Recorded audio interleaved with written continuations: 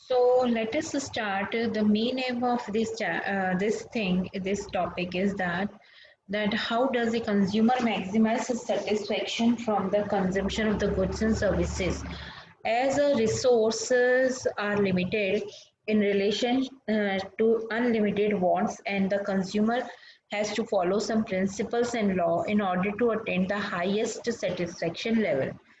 So according to the economist or according to the consumer's behavior, you can say economist has just give the two concepts in front of us.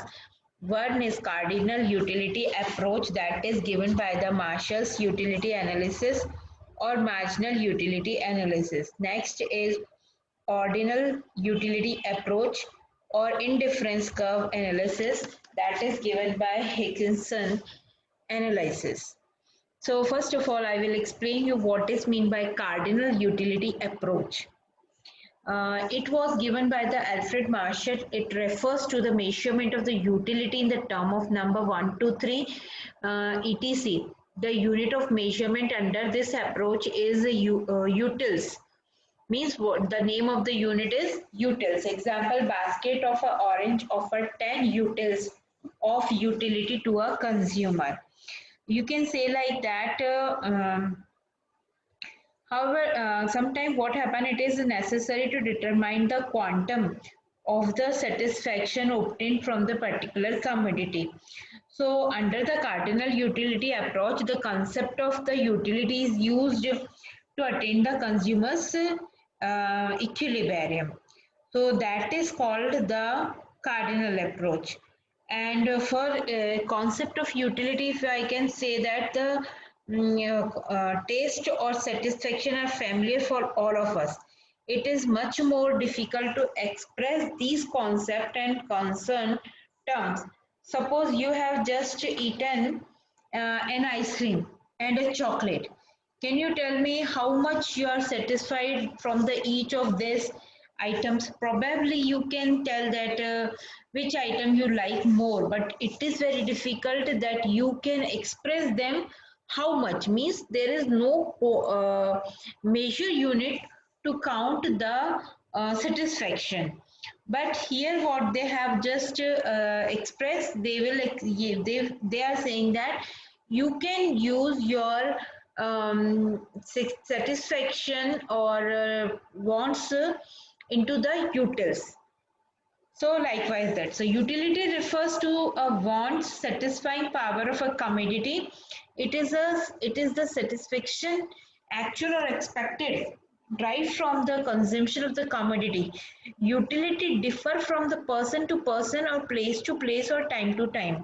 In other words, you can say in the words of the Professor Hobson that utility is the ability of a goods to satisfy a wants. So how can we measure the utility? So we can measure the utility in the cardinal measure of utility, that is in the utils, and another is the ordinal utility approach. So now I will explain you how what is meant by ordinal utility approach. It given by the Allen and Hicks. It refers to the measurement of the utility in the term of a psychological satisfaction of a consumer. Just rank in the preference from the set of the most preferred at the preferable bundles. For example, in front of you there is a ice cream, there is a chocolate, and there is a pie. So what happened? You can give the rank to them. For example, you want to give the rank chocolate to first, ice cream to second, and pie to third.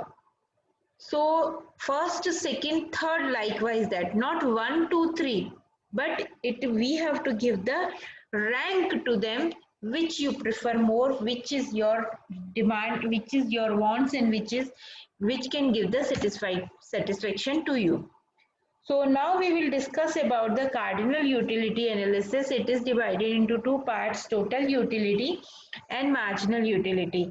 So first of all, we will discuss about the total utility. Total utility refers to the total satisfaction obtained by the consumer of all possible units of a commodity. It measures the total satisfaction obtained from the consumption of all the units of that good. So formula is given here.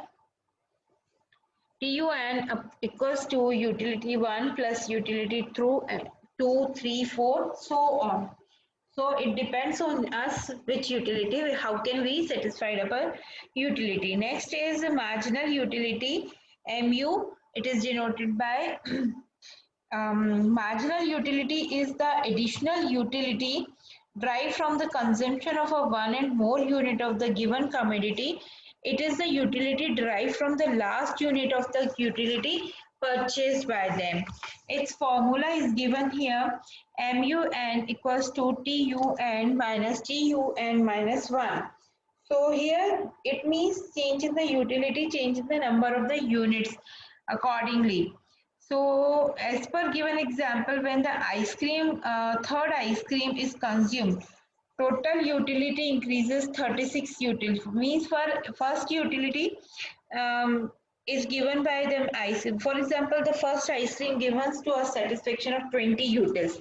Second one gives us the 16 units, and third one ice cream gives us the 10 utils. So overall you can say the three ice creams gives you the 46 utils, means 46% or 46 anything satisfaction. So likewise that it is given.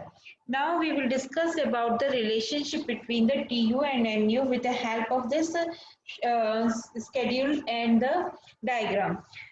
So first of all, I will explain you. Units are given here 1, 2, 3, 4, 5, 6, 7. Total utility you get 10, for 18, 24, 28, 30, 30, 28. Now what we have to do for finding out the marginal utility, we have to minus the total utility first to second. So 10 equals to there, then we have to minus 18 minus 10. So 8 we get, then 24 minus 18, 6, then 28 minus 4, 4, 30 minus 28, 2, and 30 minus 30 we get 0. Then 28 minus 30, so we get the utility, marginal utility in the minus. So means here we are not getting any satisfaction by the increasing of the total utility. So now total utility is increasing, but it increases by the smaller and the smaller amount for the each additional unit is other.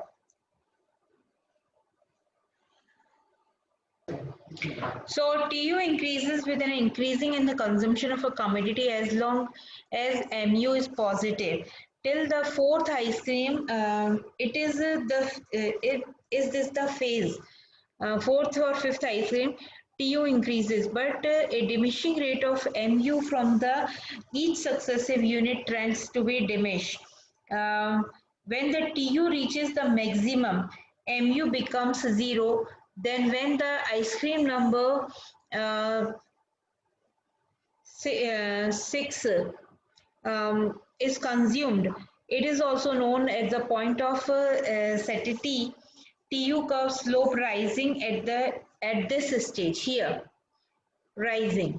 And then what happens when the consumption is increases beyond the point of satiety, TU starts falling as MU becomes the negative. So TU starts falling and MU becomes the negative from here. So this is called the law of diminishing marginal utility. From here, this